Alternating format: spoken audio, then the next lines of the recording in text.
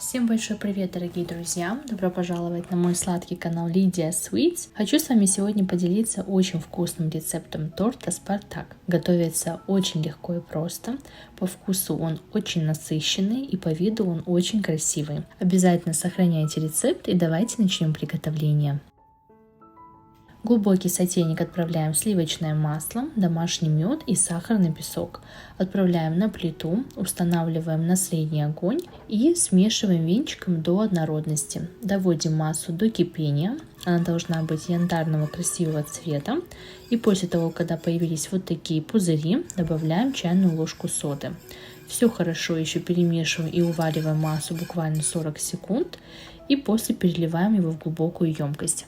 Должны довести до вот такого красивого карамельного цвета. Дадим остыть буквально 5 минут массе и вводим по одному яйцу. Обязательно все хорошо перемешиваем до однородности.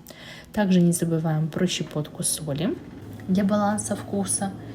И после добавляем сухие ингредиенты. Обязательно полный список всех ингредиентов оставлю под видео в описании. Также добавляем пшеничную муку, обязательно просеиваем, добавляем какао-порошок и замешиваем тесто. На этом этапе уже особо нам венчик не понадобится. Освобождаем его от теста и замешиваем тесто руками. Тесто получается очень приятное на ощупь, прекрасно пахнет.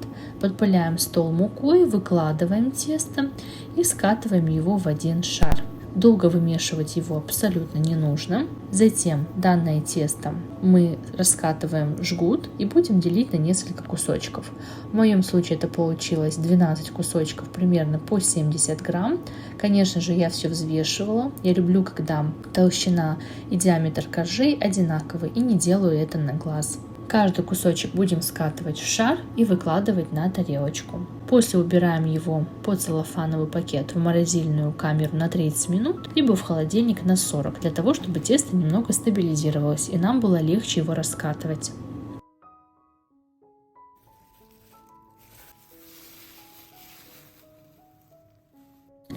Спустя время шарики уже готовы.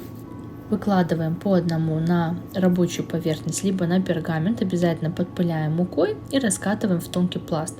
Предыдущие шарики обязательно накрываем пленкой, иначе они у вас обветрятся и будут трескаться, когда вы их будете раскатывать. Раскатываем в тонкий пласт.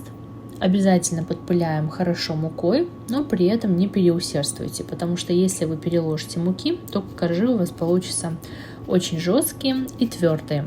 Затем накалываем вилочкой, делаем диаметр круга 22 сантиметра. У меня крышечка от контейнера, вы можете использовать любую вырубку, либо любой круг от формы. И также вырезаем круг, перекладываем на пергамент и отправляем выпекаться в заранее разогретую духовку при 190 градусов примерно несколько минут. Первые коржи выпекаются примерно 5 минут, предыдущие будут гораздо быстрее, примерно 4-3 минуты. И после выкладываем уже готовые коржи отдельно на поднос, для того, чтобы они остыли. Вот такие красивые коржи получаются. И по мере того, как они застыли, они уже немножко затвердели. Тем временем, пока приготовим крем, для этого в сотейник отправляем сахарный песок, кукурузный крахмал, ванильный сахар и устанавливаем на плиту. Также добавляем 2 яйца и все хорошо смешиваем до однородности. У нас должна получиться вот такая вот масса.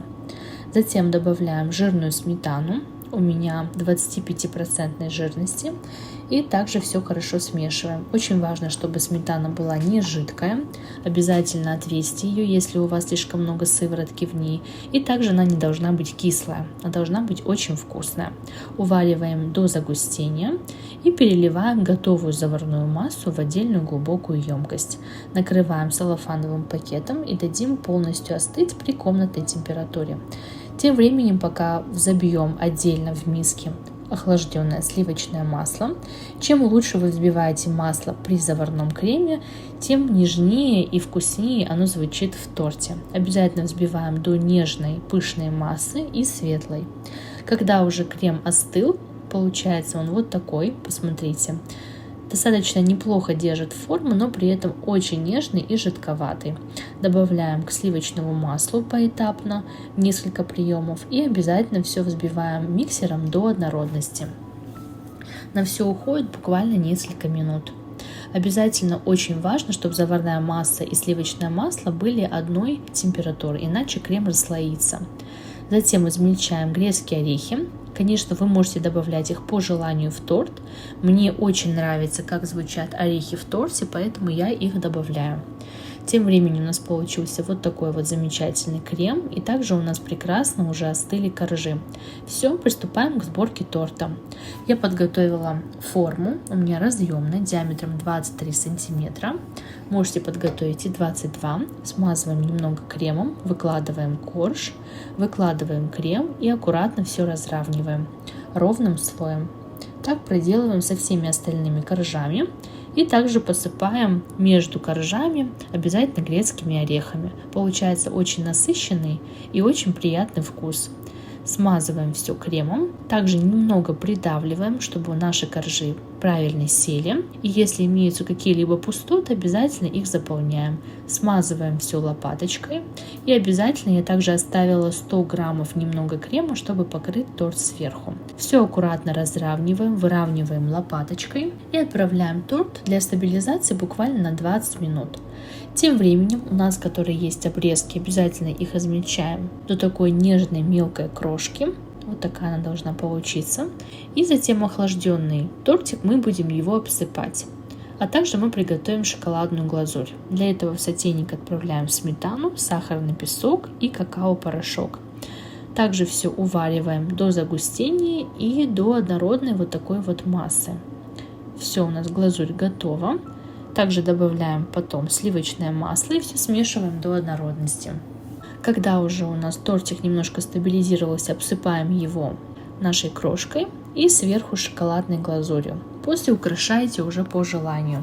У меня в данном случае свежие ягоды. Получается тортик очень вкусный, очень насыщенный. И я вам всем рекомендую его приготовить. Уверена, что они вам очень понравятся. Обязательно подписывайтесь на канал. Вас здесь ждет все самое вкусное, полезное и интересное. А я с вами не прощаюсь и до скорой встречи на моем канале Lydia Sweets. Пока-пока, друзья!